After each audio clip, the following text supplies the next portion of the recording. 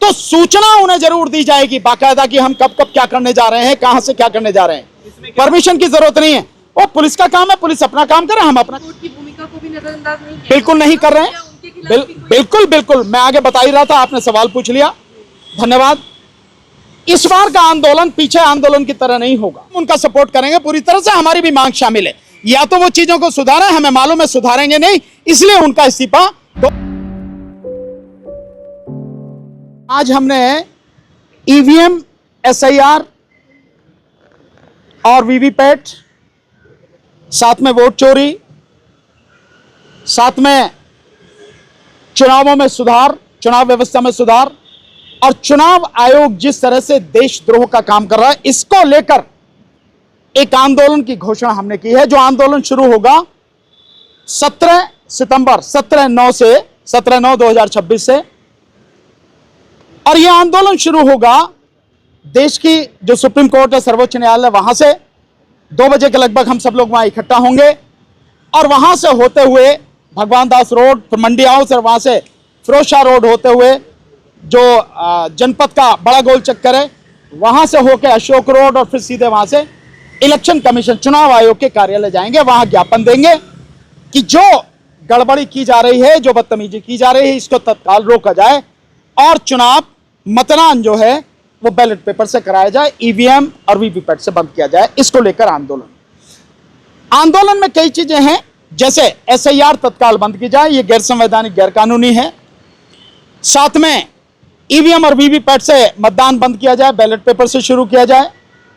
साथ में पूरे देश में मतदान एक ही दिन में हो, चाहे लोकसभा का हो या राज्यों में विधानसभाओं में होता तो वो भी एक ही दिन में हो, और अगले ही दिन गिनती शुरू हो। जहां काउंटिंग सेंटर हैं वहां उनकी बाकायदा लाइव उनकी रिकॉर्डिंग हो, और वो लाइव रिकॉर्डिंग जो उसके काउंटिंग सेंटर के बाद बड़ी बड़ी एलईडी स्क्रीन लगा के उस पर लाइव टेलीकास्ट दिखाया जाए कि भाई किस तरह से गिनती हो रही है, ताकि कहीं किसी को कोई दिक्कत ना हो, पारदर्शिता बिल्कुल साफ। और साथ में इसके साथ साथ जो एक मुद्दा इसमें हम और जोड़ रहे हैं वो ये है कि एसआईआर से 100 अभी तक जो हुई है 6,83,00,000 वोटों काट दी गई हैं, उन वोटों को तत्काल जोड़ा जाए और हर 18 साल और उससे ऊपर के बच्चे को जो है, लोग जो भी व्यक्ति हो उसका नाम वोटर लिस्ट में हो। चुनाव आयोग का यही कार्य है कि free, fair and transparent election कराना और 18 साल और उससे ऊपर के व्यक्ति का नाम जो इस देश में है उसका नाम वोटर लिस्ट में जोड़ना। जो नागरिकता जांच करने का काम कर रहा है ये उसका काम नहीं, ये काम है गृह मंत्रालय का, गृह मंत्रालय करे।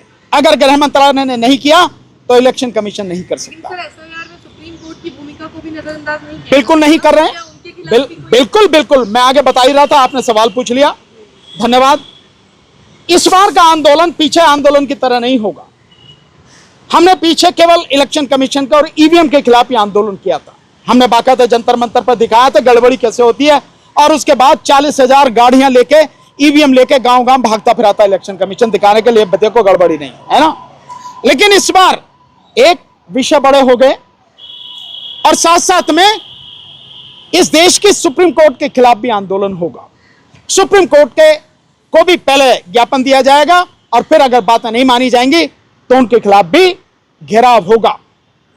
सुप्रीम कोर्ट का घेराव होगा 26 नवंबर संविधान दिवस पर, और इसके साथ साथ 30 सितंबर को सुप्रीम कोर्ट को बाकायदा वो दिया जाएगा, ज्ञापन दिया जाएगा अपनी बातों के उसमें।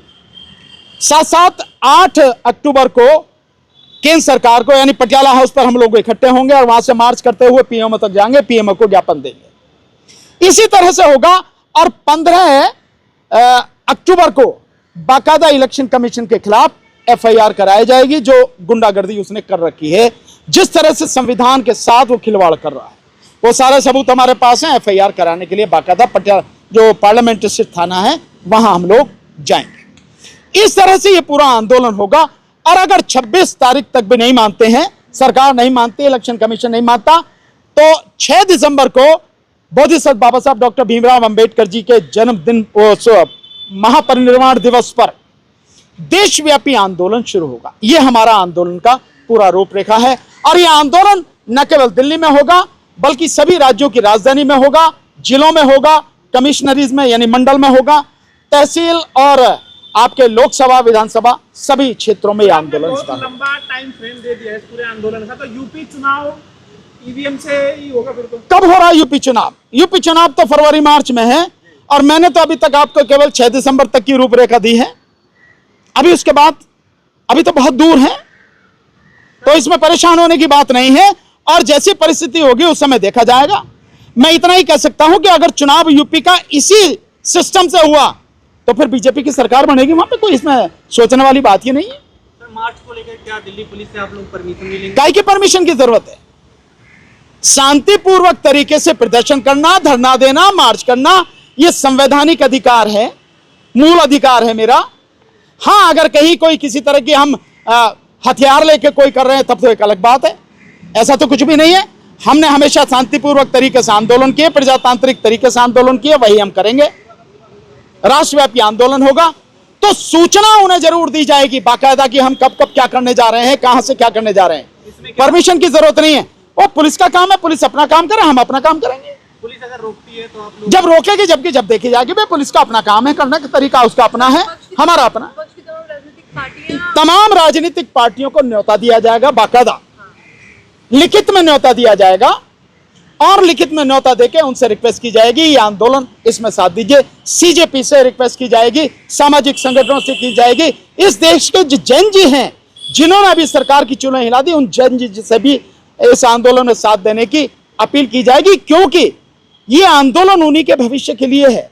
जब तक ये इलेक्शन का सिस्टम नहीं सुधरेगा तब तक आप मोदी सरकार को सत्ता से नहीं हटा सकते, और मोदी सरकार जब तक सत्ता में बैठी है इस देश में बच्चों का भविष्य, देश के लोगों का भविष्य अंधकार में है और गहरे अंधकार में डूबता चला जाएगा।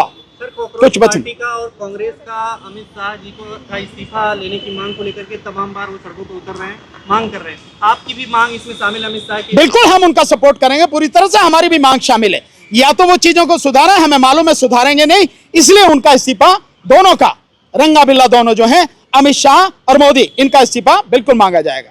मैसेज लोगों के लिए क्या देना चाहेंगे? मैसेज लोगों के लिए है कि आपने हमें देखा है, लगातार हम आंदोलन कर रहे हैं, इस आंदोलन में हमारा साथ दीजिए, क्योंकि जब तक ये इलेक्शन का सिस्टम ठीक नहीं होगा तब तक सरकार को उखाड़ के नहीं फेंका जा सकता, और सरकार को अगर उखाड़ के नहीं फेंकेंगे तो कुछ भी ठीक नहीं होगा। ना महंगाई रुकने वाली है, ना बेरोजगारी रुकने वाली है, ना ही शिक्षा, वो पूरी तरह से जितनी बुरी हालत में पहुंचा दी गई अब और उससे भी बदतर हालत में पहुंचा दी जाएगी।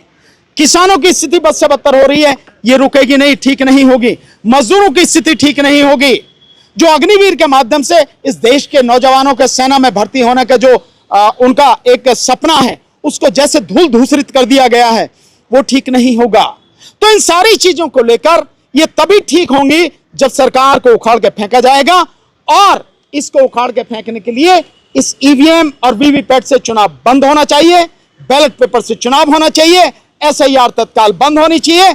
और ये जो इलेक्शन कमीशनर है, ये और पिछले 3 इलेक्शन कमिश्नर जिसमें राजीव कुमार भी है, ये 6 हैं, इन सब के खिलाफ बाकायदा देशद्रोह का मुकदमा दर्ज होकर इन्हें जेल में भेजा जाए, तब इस देश में कुछ सुधार हो सके। इस्तीफा भी मांगेंगे आप? बिल्कुल, इनको बिल्कुल इस्तीफा मांगेंगे। सर ये फैशन बन गया इस्तीफा मांगने का भी? नहीं, आप कह रहे हो फैशन बन गया भाई, अगर कोई काम नहीं करो तो सभ्यता का दायरा तो यही है भैया, तेरे बस की नहीं है, तू गद्दारी कर रहा, बेहतर ये इस्तीफा दे के घर बैठ, नहीं तो ये जनता है, जनता पता नहीं कैसे क्या करे।